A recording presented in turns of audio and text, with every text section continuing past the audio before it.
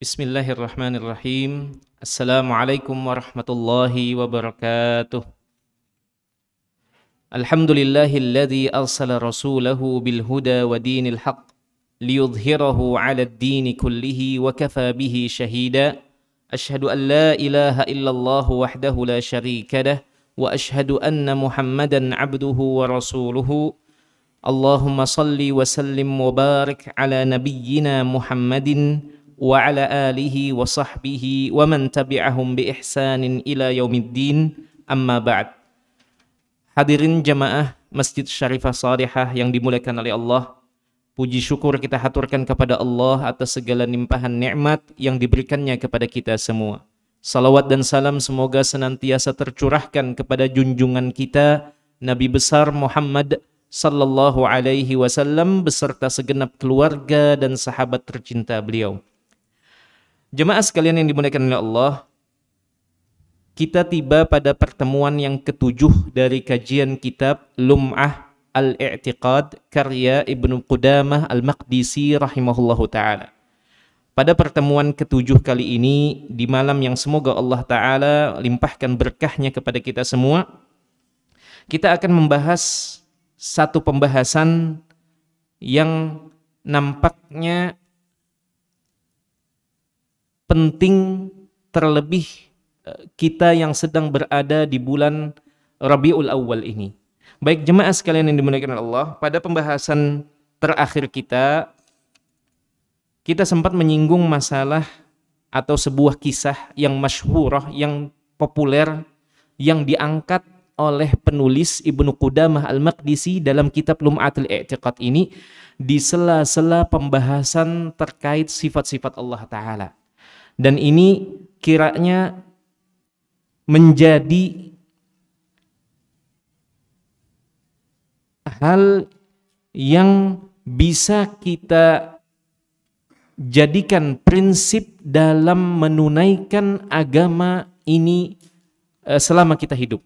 Dalam menunaikan agama, kita bisa menggunakan konsep yang diangkat oleh Ibnu Qudamah Al-Maqdisi dalam poin yang akan kita baca sama-sama ini. Jemaah sekalian yang dimuliakan oleh Allah, langsung saja kami bacakan teks Arabnya, kemudian nanti kita akan terjemahkan. Penulis rahimahullahu ta'ala mengatakan, wa qala Muhammad bin Abdurrahman al-Adrami li rajulin takallama bi bid'atin wa da'a an-nasa ilaiha. Muhammad bin Abdurrahman al-Adrami di sini Al-Adrami ini terjadi ada kesalahan tulis atau kesalahan kutip, di mana para ulama menyebutkan yang betul adalah Al-Azrami, pakai zal, bukan pakai dal. Jadi ada seorang ulama namanya Muhammad bin Abdurrahman Al-Azrami, tetapi penulis menulisnya dengan nama Al-Adrami. Ini sekedar untuk membetulkan nisbah dari ulama ini. Kemudian ia mengatakan kepada seorang lelaki, yang lelaki ini menyerukan orang-orang untuk melakukan sebuah ritual dalam agama ini, yang mana ritual ini tidak dicontohkan di dalam Islam, tidak dicontohkan dan tidak terdapat dan tidak dilakukan oleh generasi emas Islam. Ia mengatakan kepada orang ini, hal alimaha Rasulullah sallallahu alaihi wasallam.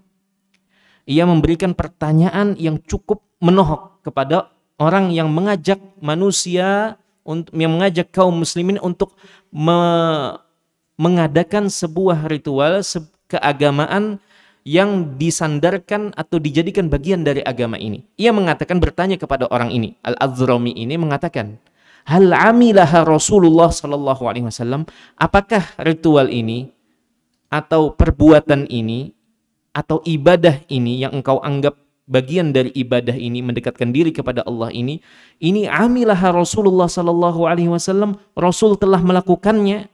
Ia bertanya kepada orang tersebut. Wa Abu Bakrin wa Umar wa Utsman wa Ali au lam ya'lamu hal alimaha Rasulullah sallallahu alaihi wasallam wa Abu Bakrin wa Umar wa Utsman wa Ali au lam ya'lamuha.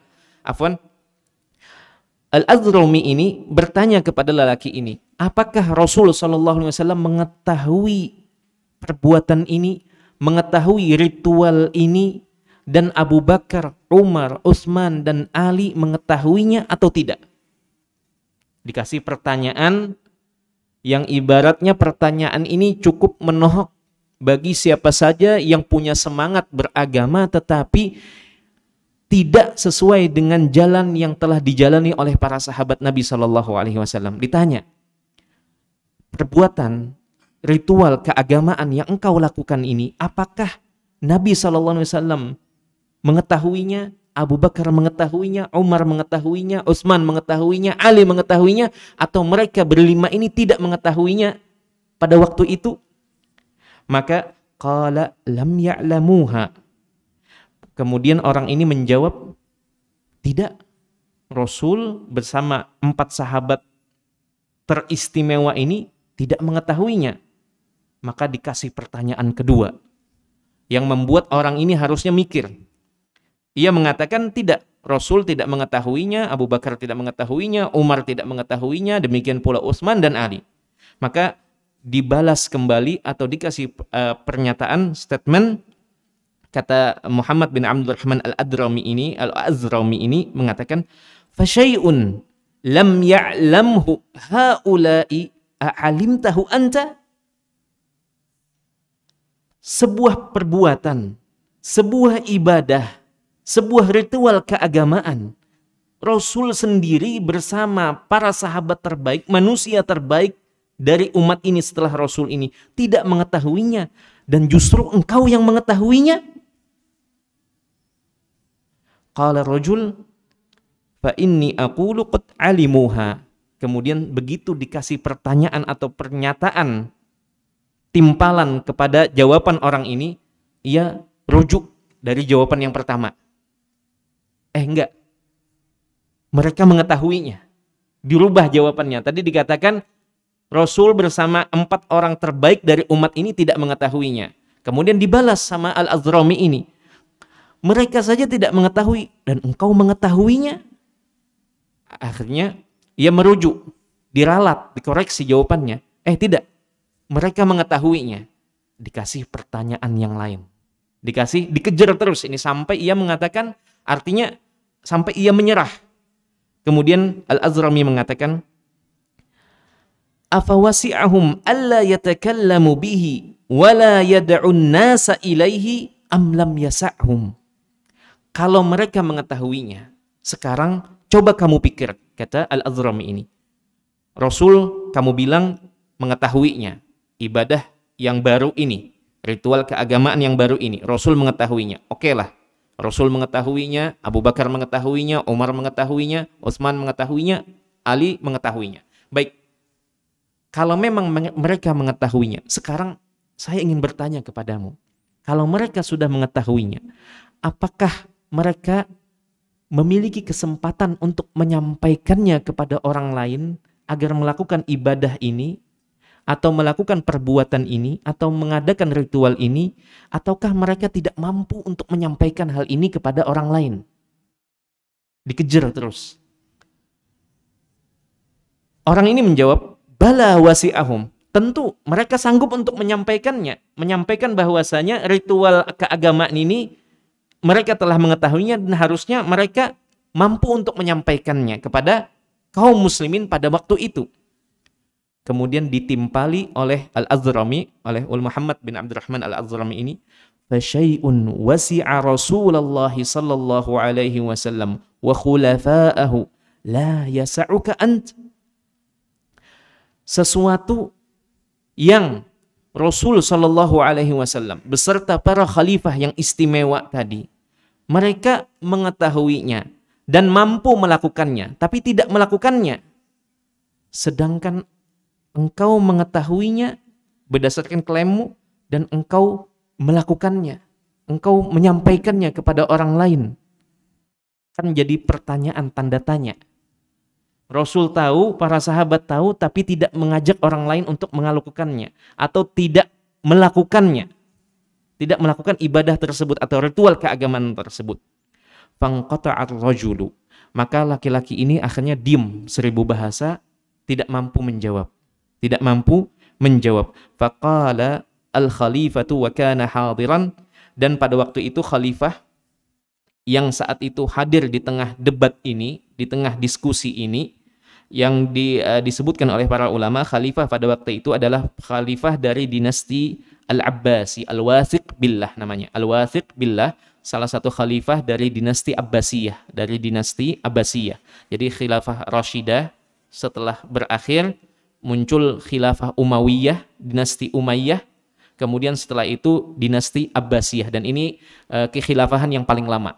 Nah, salah satunya ada namanya Al-Wathiq Billah, salah satu khalifah yang pada waktu di masa itu terjadi perdebatan atau terjadi diskusi ini, di mana khalifah waktu itu begitu mendengar alasan logis yang dikemukakan oleh ulama Muhammad bin Abdurrahman Al-Azrami ini untuk mematahkan argumen orang yang menyeru kepada suatu bid'ah, suatu ritual keagamaan yang tidak ada di masa Rasulullah SAW, maka ia pun, khalifah ini mengatakan, la wassa'allahu ala man lam yasa'hu ma wasi'ahum. Sungguh semoga Allah Ta'ala tidak memampukan orang yang tidak berhenti di batas yang Rasulullah SAW bersama para sahabatnya berhenti. Artinya khalifah pada waktu itu melihat bahwasanya yang benar adalah pada Muhammad bin Abdurrahman Al-Azrami ini. Jadi ada ringkasnya, ada satu orang, dia menyeru kepada suatu ritual keagamaan yang di masa itu adalah sesuatu yang baru, tidak dikenali, tidak divalidasi oleh ulama yang meniti jalan para sahabat Nabi SAW. Kemudian dipertemukan oleh khalifah di majelis itu antara orang ini, antara ulama yang menyeru kepada sesuatu yang disandarkan kepada agama padahal bukan bagian dari agama, dengan Muhammad bin Abdurrahman Al-Azrami ini. Dipertemukan untuk dialog, untuk diskusi terkait apakah ritual keagamaan yang baru ini memang legal secara agama, secara syariat ataukah tidak. Akhirnya orang ini tidak mampu menjawab. Ditanya dengan pertanyaan yang sederhana, apakah Rasul dan para sahabatnya, Abu Bakar, Umar, Utsman, dan Ali, orang-orang terbaik, 4 urutan teratas dari umat Islam ini, mereka mengetahuinya ataukah tidak mengetahui amalan yang engkau perbuat ini? Pertama ia jawab tidak mengetahuinya. Artinya engkau merasa lebih baik daripada Rasul dan para sahabat. Artinya engkau lebih berilmu daripada para sahabat, lebih tahu jalan menuju Allah daripada Nabi itu sendiri. Karena engkau memunculkan sebuah amalan yang Rasul sendiri tidak mengetahuinya, para sahabat tidak mengetahuinya. Kemudian orang ini meralat. Dikoreksi jawabannya, ia mengatakan, oh tidak, mereka mengetahuinya. Kalau begitu, kalau mereka mengetahuinya tetapi mereka tidak melakukannya, berarti ada sesuatu. Berarti sesuatu itu bukan kebaikan. Karena kalau hal itu merupakan kebaikan, mengantarkan seseorang kepada Allah Ta'ala, maka pasti Nabi SAW dan para sahabat merupakan orang yang paling semangat, jauh lebih semangat daripada kita-kita yang ada di kajian kali ini. Bahkan di zaman ini, orang yang paling semangat beribadah itu kalah semangatnya dengan Nabi dan para sahabatnya. Itu sudah terbukti dan sudah dijamin oleh Allah Ta'ala di dalam Al-Quranul Karim maupun di dalam hadis-hadis Nabi SAW. Maka kalau mereka saja tidak melakukan sesuatu yang mereka ketahui itu kebaikan, artinya kemungkinan ada dua. Kemungkinan ada dua. Pertama, hal itu kebaikan tetapi mereka tidak melakukannya, artinya mereka malas melakukannya. Wal'iyadzubillah, tidak mungkin kita menyematkan sifat malas kepada Nabi SAW dan juga para sahabat terbaik ini. Kemungkinan yang kedua, itu bukan kebaikan. Itu bukan kebaikan atau bukan ibadah yang mendekatkan seseorang kepada Allah Ta'ala. Makanya para sahabat tidak melakukannya. Mereka mengetahuinya, tetapi mereka tidak melakukannya. Mereka tidak melakukan hal-hal yang tidak diajarkan oleh Nabi SAW, karena mereka mengetahui kalau mereka memunculkan sesuatu yang tidak diajarkan, artinya itu memiliki potensi besar luput dari jalan menuju Allah Ta'ala. Bisa jadi jalannya melenceng. Nah, ini jemaah sekalian yang dimuliakan oleh Allah, konsep beragama yang harus kita pegang. Konsep beragama yang harus kita pegang. Makanya agama Islam itu sampai ada di kalangan ulama yang mengatakan adalah agama dalil. Agama dalil kenapa? Karena kita tidak melakukan sesuatu ibadah kecuali ada landasan dalilnya. Makanya di sini muncul sebuah kaidah di kalangan ulama bahwasanya asal dari suatu ibadah itu adalah haram untuk dikerjakan. Sampai kapan? Sampai adanya dalil yang mensyariatkannya atau dalil yang memerintahkannya. Dan ini kebalikan dari muamalah, hukum bermuamalah. Hukum bermuamalah, jual beli, hukum asalnya itu boleh sampai ada dalil yang menerangkan larangan dalam satu model jual beli. Adapun perkara ibadah, maka secara asal kita al-man'u. Kita menahan diri untuk tidak melakukan ibadah atau sesuatu yang kita anggap sebagai ibadah sampai ada keterangan dalilnya terkait disyariatkannya perbuatan atau amalan tersebut. Nah, jemaah sekalian yang dimuliakan oleh Allah, kemudian penulis mengatakan di sini, wa hakadha man lam yasa'hu ma wasi'a Rasulullah sallallahu alaihi wasallam wa ashabahu wat tabi'ina lahum bi ihsanin wal a'immata min ba'dihim. Demikian pula hal ini, pertanyaan demi pertanyaan ini berlaku bagi siapa saja selain orang ini, berlaku bagi siapa saja, di masa apa saja, di tempat apa saja. Orang yang merasa melakukan sesuatu dan menganggap itu baik dan bagian dari agama, bagian dari ibadah, bagian dari mendekatkan diri kepada Allah, sementara Rasul dan para sahabatnya tidak melakukannya, maka hal ini juga berlaku bagi orang tersebut. Siapa saja. Rasul tidak melakukannya, para sahabat tidak melakukannya, para tabi'in tidak melakukannya, dan juga para imam setelah era 3 generasi ini tidak melakukannya, dan warasikhina fil ilmi min tilawati ayatis sifati wa qiraati akhbariha wa imrariha kama ja'at fala wassa'allahu alaihi. Demikian pula kata penulis di sini, demikian pula para ulama yang mendalam ilmunya. Mereka membaca ayat-ayat sifat. Ayat-ayat sifat ini yaitu ayat-ayat Al-Quran yang berkenaan atau berkaitan dengan tentang Allah Jalla wa'ala, tentang sifat Allah, tentang nama Allah, dan tentang perbuatan Allah. Mereka tentu pernah membaca ayat-ayat sifat ini. Tidak hanya orang-orang di zaman sekarang ini yang mereka mengusung metode takwil ini. Tentu saja para sahabat juga melewati ayat-ayat sifat tersebut, tetapi mereka tidak mentakwilnya. Kata penulis di sini berarti ada sesuatu dalam metode selain metode yang mereka gunakan. Ada istilahnya ada jebakannya, ada potensi keburukan di dalamnya. Makanya mereka tidak melakukan. Bukan berarti karena mereka minim ilmunya. Sama sekali tidak.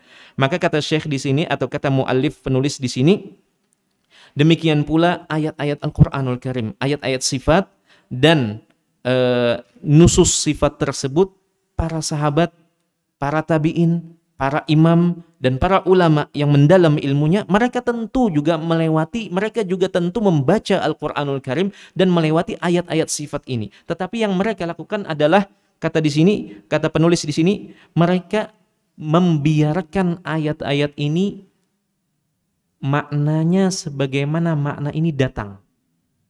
Sebagaimana makna ini datang.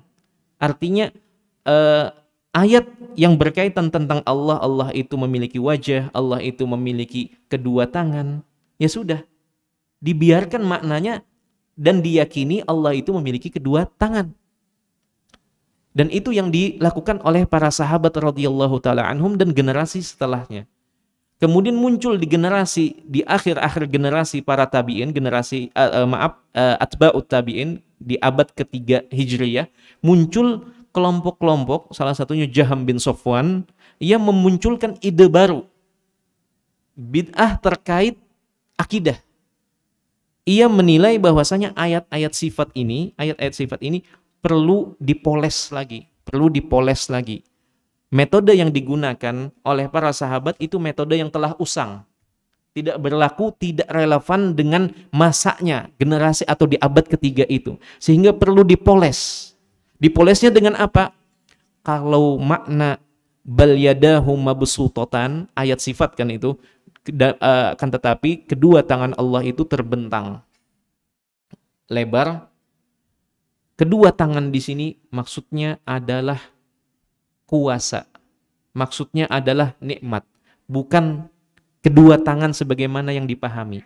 Itu maksud dari mereka, dari kelompok Al-Jahmiyah ini atau pengikut Jaham bin Safwan ini. Ia memunculkan metode yang baru dan dinamakan dengan metode takwil atau ta'til ini. Nah, jemaah sekalian yang dimuliakan oleh Allah, di sini penulis menyinggung hal ini. Artinya tadi diskusi antara Muhammad bin Abdurrahman Al-Azrami ini dengan seorang lelaki yang mengajak orang-orang untuk melakukan ritual keagamaan atau amalan yang tidak diajarkan oleh Nabi SAW dan tidak dipraktekkan oleh para sahabat terbaik ini juga berlaku terkait ayat-ayat sifat Allah Ta'ala, terkait ayat-ayat sifat Allah Ta'ala. Baik jemaah sekalian yang dimuliakan oleh Allah, kisah ini atau Muhammad bin Abdurrahman Al-Azrami ini merupakan salah satu guru dari Imam Abu Dawud rahimahullahu ta'ala dan juga Imam Nasa'i. Dua orang dari penulis Kutubus Sittah. Jadi ada Imam Bukhari, Imam Muslim, Imam Tirmidzi, Imam Abu Dawud, Imam Nasa'i dan Ibnu Majah. Kalau hadis itu rujukannya biasanya ke 6 buku ini, 6 buku hadis atau dikenal dengan Kutubus Sittah. Kitab hadis yang 6. Nah, 2 diantaranya yaitu Imam Abu Dawud dan Imam Nasa'i punya guru namanya Muhammad bin Azrami ini, Muhammad bin Abdurrahman Al-Azrami. Ada juga yang berpendapat namanya bukan Muhammad tetapi namanya Abdullah.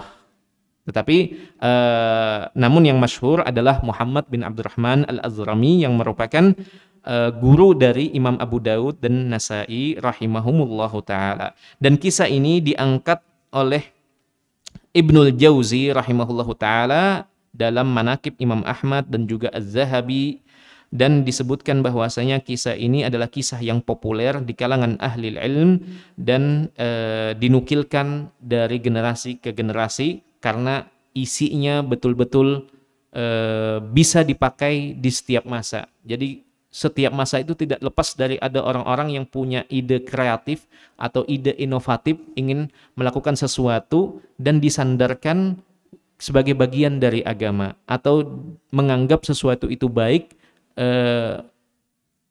dan diyakini sebagai amalan yang mendekatkan diri kepada Allah. Dan ini juga berlaku. Ditanyakan dulu apakah Rasul mengetahuinya, apakah yang seperti ini model berzikir seperti ini, model sholat seperti ini, Rasul mengetahuinya atau tidak. Kalau jawabannya tidak, berarti kasih pertanyaan berikutnya. Kalau begitu hebat, Rasul tidak mengetahuinya, engkau mengetahuinya. Kalau dikoreksi, iya Rasul mengetahuinya, kenapa Rasul tidak mengamalkannya? Kenapa Rasul tidak melakukannya? Dan terus pertanyaan-pertanyaan seperti itu. Baik jemaah sekalian yang dimuliakan oleh Allah, ini terkait kisah yang diangkat oleh penulis Ibnu Qudamah Al-Maqdisi di sela-sela pembahasan sifat-sifat Allah Ta'ala. Baik jemaah sekalian yang dimuliakan oleh Allah, salah satu dalil yang dikemukakan oleh para ulama Ahlus Sunnah wal Jamaah tentang pentingnya meniti atau memahami Al-Quran dan hadis Nabi SAW berdasarkan pemahaman para sahabat, berdasarkan praktek para sahabat Nabi SAW adalah apa yang terdapat dalam surat An-Nisa ayat 115. Allah Ta'ala berfirman, wa may yushaqiqir rasula min ba'di ma tabayyana lahul huda wa yattabi' ghayra sabilil mu'minina nuwallihi ma tawalla wa nuslihi jahannama wa sa'at masira. Barang siapa yang memisahkan diri, yang melenceng dari jalan Rasul sallallahu alaihi wasallam setelah ia telah mendapatkan huda, hidayah, petunjuk, dan ia mengikuti selain jalannya orang-orang beriman. Orang-orang beriman di sini tentu saja urutan yang terdepan adalah para sahabat Nabi Shallallahu Alaihi Wasallam. Nuwallihi ma tawalla, maka kami akan biarkan ia semakin menjauh sampai kami memasukkannya ke dalam jahannam. Wasa'at masira. Maka kata para ulama,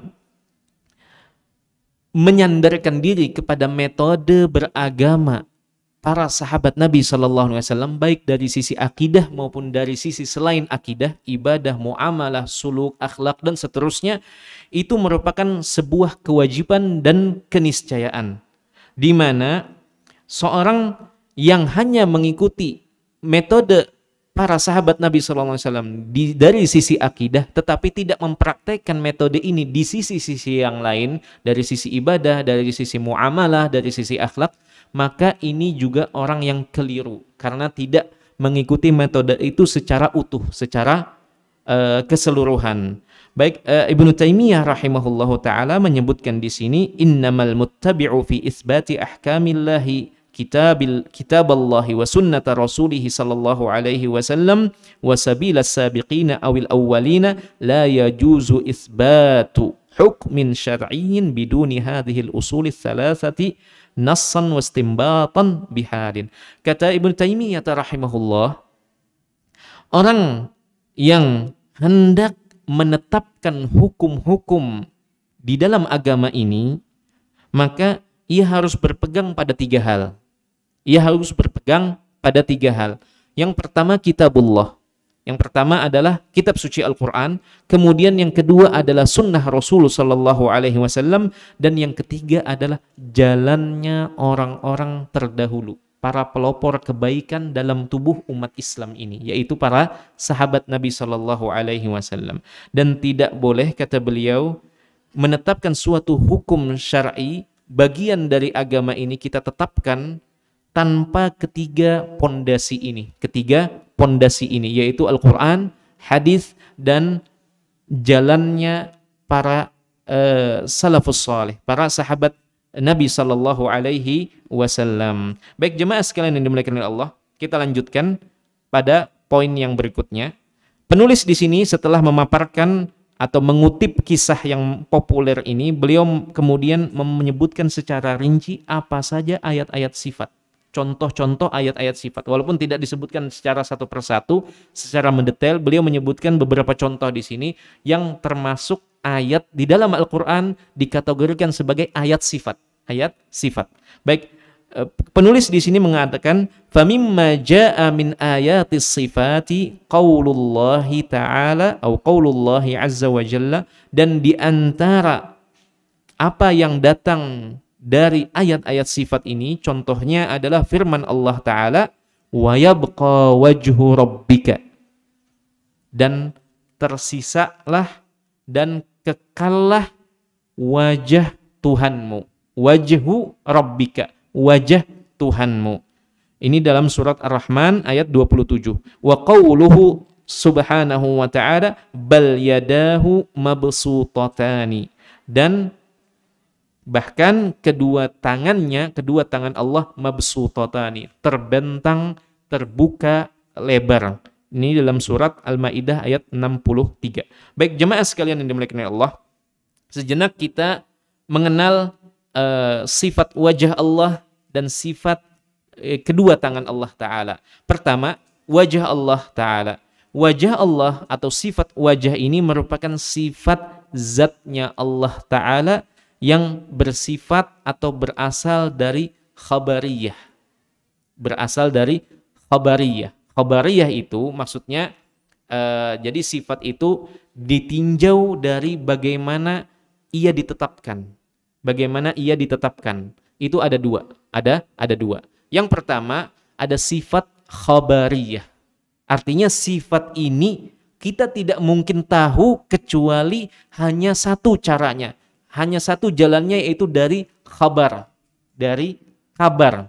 Kabar yang terpercaya di sini yaitu Al-Quran dan hadis yang sahih dari Nabi Sallallahu Alaihi Wasallam. Tidak bisa kita mengetahui dengan selain cara ini. Ini yang pertama. Namanya sifat khabariyah. Sifat khabariyah. yang datangnya itu berasal dari khabar. Kemudian jenis yang kedua adalah sifat akliyah khabariyah. Akliyah khabariyah. Kalau yang tadi itu murni khabar. Akal kita tidak sanggup menetapkan sifat ini kecuali lewat hanya dari redaksi Al-Quran maupun hadis saja. Contohnya adalah wajah. Adalah wajah Allah Ta'ala dan juga tangan Allah Ta'ala. Ini kita menetapkannya karena datang di dalam Al-Quran maupun hadis Nabi SAW. Tetapi ada sifat, jenis yang kedua adalah sifat akliyah khabariyah namanya. Artinya sifat ini mampu ditangkap atau mampu ditetapkan secara akal sehat ataupun secara logika. Tetapi penetapannya ini juga berkaitan dengan khabar juga. Contoh di sini. Contoh. Kita meyakini Allah itu ada. Ya kan? Kita meyakini Allah itu ada. Dan itu merupakan fitrah. Atau kata Syekh Utsaimin rahimahullah ta'ala, terkait keberadaan Allah itu diyakini atau berasal dari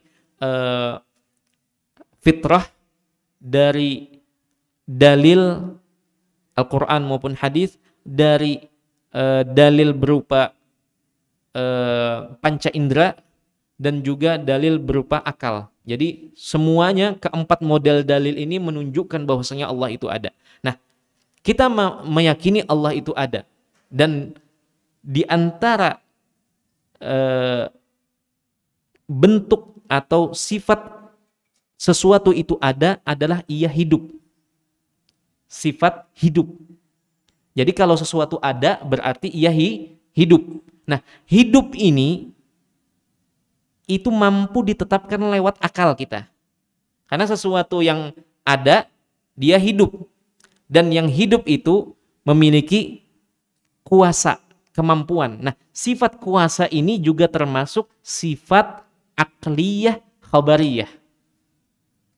Allah ada, berarti Allah itu hidup. Allah hidup berarti Allah memiliki kemampuan, memiliki kuasa.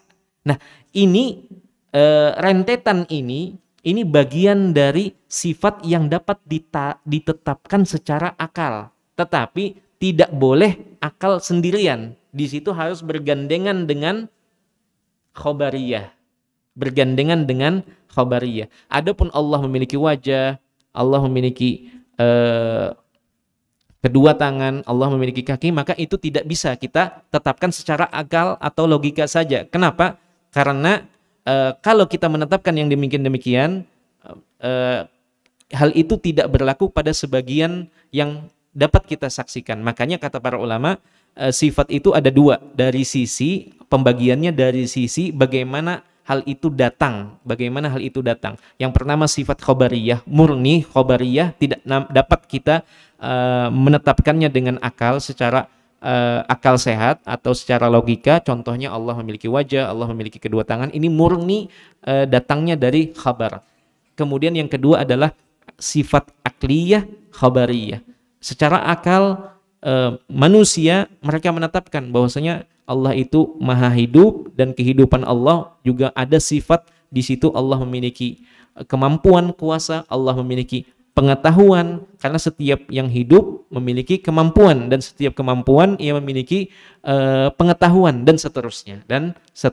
Tetapi hal ini tidak boleh kita tetapkan kepada Allah kecuali melalui khabariyah juga. Harus ada digandeng dengan dalil Al-Quran maupun hadis Nabi SAW. Nah, sisi yang kedua ini sebagian kelompok itu mereka akhirnya keliru karena tidak menggandengkan khabariyah ini bersama akliyah ini. Menggandengkan khabariyah ini dengan akliyah ini. Makanya terjadi banyak kekeliruan, penyimpangan terkait ilmu asma dan sifat Allah Ta'ala, karena ini dipisah. Ini dipisah. Memang secara akal sebagian sifat itu bisa ditetapkan secara akal. Contohnya setiap yang hidup memiliki kemampuan. Jadi ada di situ sifat hidup, ada sifat kuasa atau sifat kemampuan. Nah, Tetapi kita tidak boleh menetapkannya sampai yang kedua ini juga harus ada, yaitu khabariyahnya. Harus ada buktinya atau harus ada dalilnya di dalam Al-Quran maupun hadis Nabi SAW. Karena kalau tidak demikian akan membuka pintu lebar-lebar bagi siapa saja untuk mengatakan tentang Allah itu begini dan begitu. Berdasarkan akalnya, sedangkan akal manusia ini beda-beda. Kadarnya, kemampuannya beda-beda. Sehingga sudah diberikan batasan, diberikan koridor bahwasanya hal tersebut walaupun bisa ditetapkan sebagian sifat itu bisa ditetapkan dengan akal, tidak boleh ditetapkan sampai datang dalil di dalam Al-Quran maupun hadis Nabi SAW terkait hal itu. Baik, jemaah sekalian yang dimuliakan oleh Allah, itu dari sisi bagaimana datangnya sifat tersebut. Apakah datangnya murni dari khabariyah atau dari khabariyah dan juga akliyah.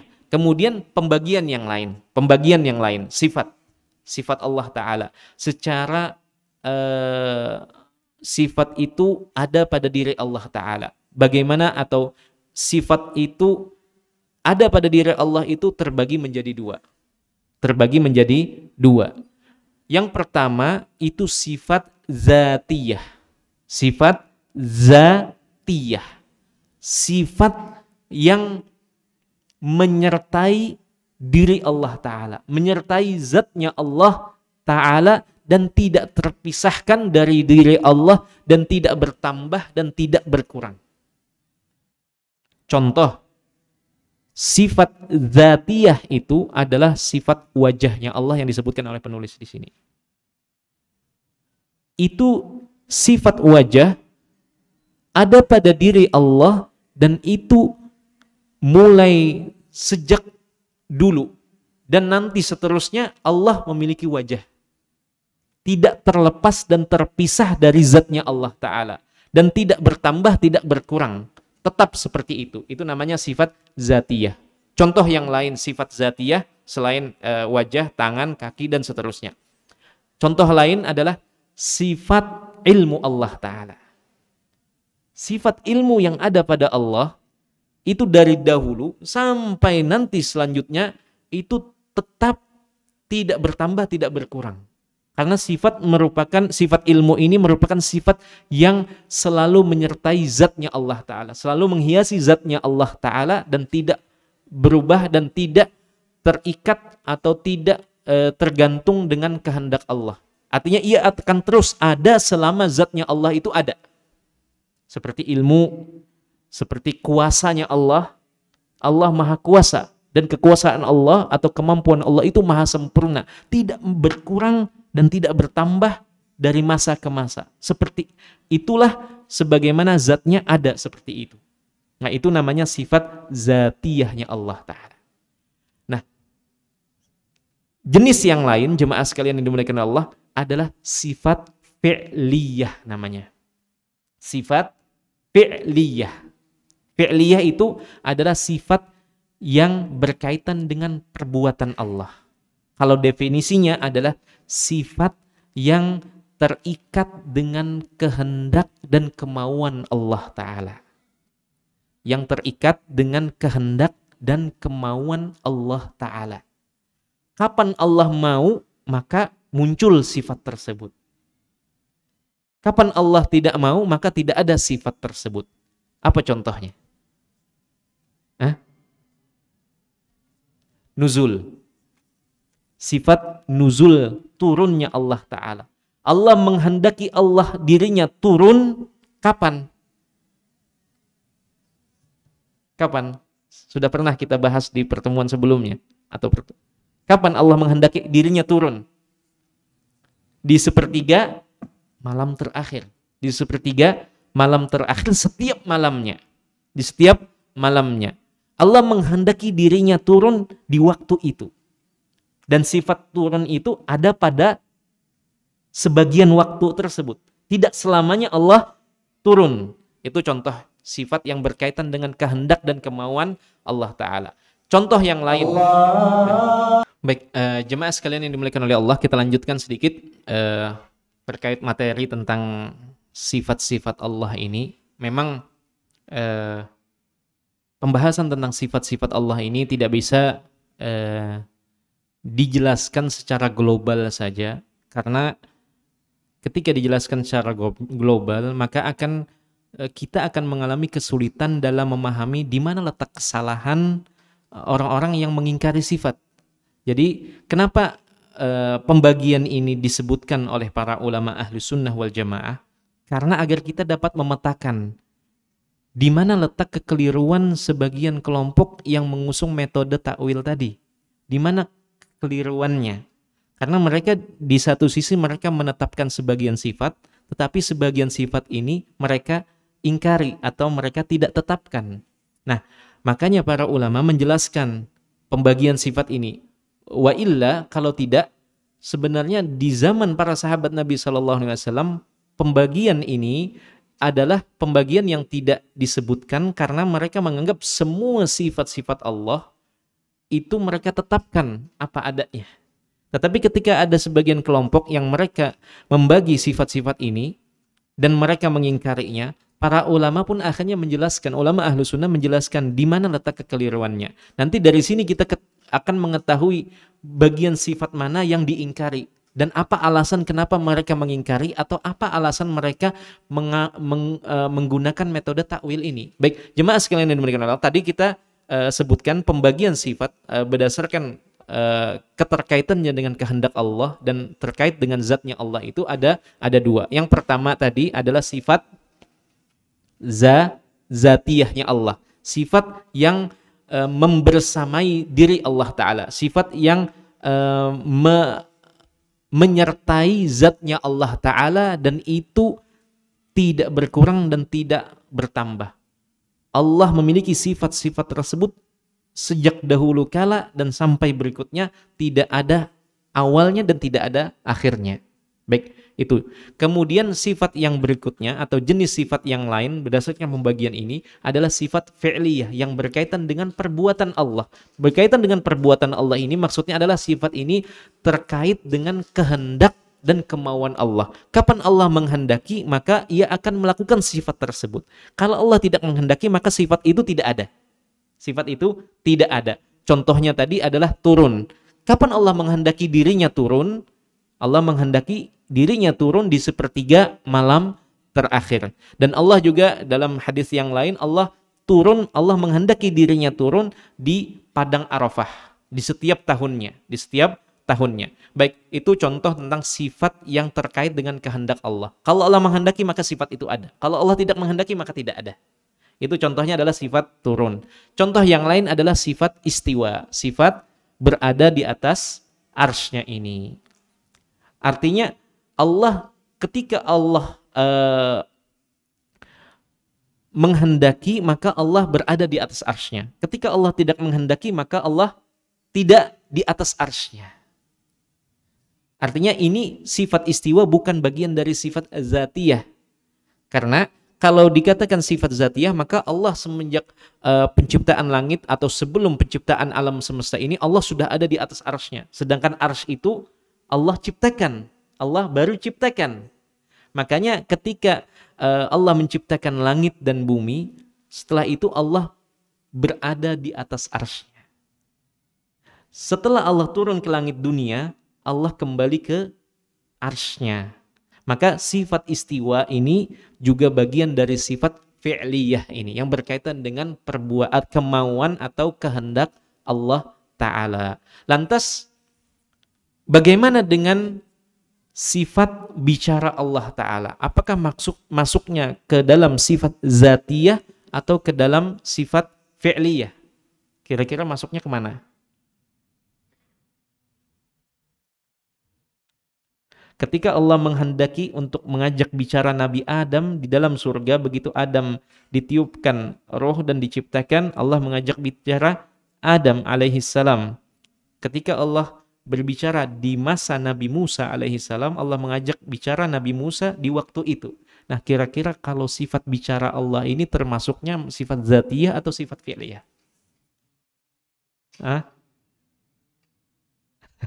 Ya, betul. Masuknya dua-duanya. Jadi ada jadi para ulama menyebutkan seperti sifat bicaranya Allah Ta'ala. itu masuknya zatiyah, fi'liyah sekaligus. Secara asal sifat itu sudah ada pada diri Allah Ta'ala. Allah memiliki sifat bicara itu semenjak Allah ada, atau sebelum penciptaan alam semesta ini. Allah demikian, sifat bicara Allah ini sudah ada pada diri Allah Ta'ala. Tetapi afradus sifah namanya, afradus sifah, bagian dari sifat bicara ini yang termasuk dalam fi'liyah. Artinya ketika Allah hendak mengajak bicara Jibril di waktu tertentu, Allah mengajak bicara Jibril. Tetapi dasar sifat ini sudah ada pada diri atau pada zatnya Allah Ta'ala. Makanya dinamakan atau dua-duanya zatiyah fi'liyah. Zatiyah fi'liyah. Demikian pula sifat-sifat yang semisal seperti mengampuni. Mengampuni, sifat mengampuni hamba-hambanya. Allah itu Maha Pengampun, namanya. Dan Allah memiliki sifat pengampun dan sifat dasarnya itu sudah ada.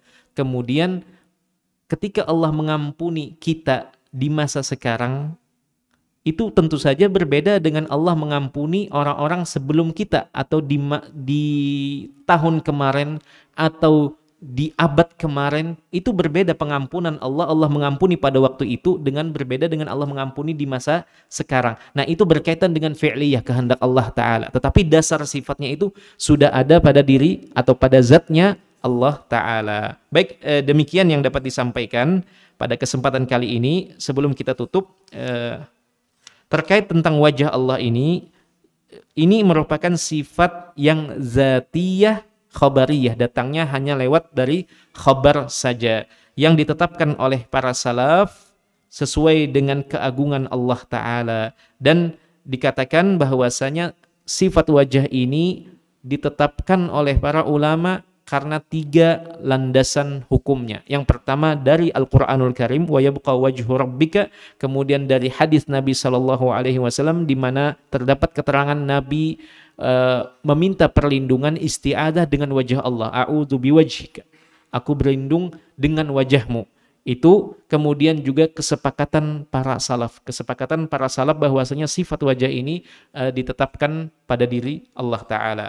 Dan para ulama yang menukil kesepakatan atau ijma para salaf ini diantaranya Imam Darimi, Ibnu Khuzaimah, dan Ibnu Taimiyah serta selain mereka. Baik jemaah sekalian yang dimuliakan oleh Allah, adapun sifat kedua tangan itu juga merupakan sifat zatiyah khabariyah yang telah disepakati penetapannya oleh ulama salaf kita. Ulama salaf kita, di mana di antara ulama yang menyebutkan terdapat kesepakatan konsensus di kalangan ulama salaf adalah Imam Zahabi dan juga Imam Sijzi, Ibnu Taimiyah rahimahullahu taala, yang menukil bahwasanya Allah memiliki kedua tangan, yang hal ini ditetapkan melalui dalil Al-Quranul Karim. Salah satunya tadi yang dinukilkan oleh penulis, bal yadahu mabsutatani yunfiqu kaifa yasha, itu dalil Al-Quran. Dalil hadisnya di mana dalam sebuah hadis riwayat Muslim, salah satunya Allah Ta'ala, innallaha yabsutu yadahu bil-lail, Allah membentangkan tangannya di malam hari bagi orang yang telah berbuat kekeliruan, berbuat dosa di siang harinya. Allah membentangkan tangannya menunggu orang-orang untuk bertaubat kepadanya di malam hari bagi yang melakukan dosa di siang hari. Begitu pula sebaliknya. Ini salah satu dalil yang menjadi landasan hukum para ulama menetapkan bahwasanya Allah itu memiliki kedua tangan. Dan sifat-sifat yang lain yang nanti mungkin sebagiannya akan diangkat oleh penulis rahimahullahu ta'ala. Kita cukupkan pada kesempatan kali ini pembahasan atau kajian kitab Lum'atul I'tiqad. Silakan jika ada yang ingin bertanya terkait materi kita malam hari kali ini, barangkali ada yang kurang jelas atau ingin diulang, silakan. Jika tidak, kita tutup kajian kita kali ini. Silakan jika ada pertanyaan. Tidak ada? Kira-kira dipahami atau kada? Terlalu beratkah? Perlu kira-kira papan tulis, perlu enggak?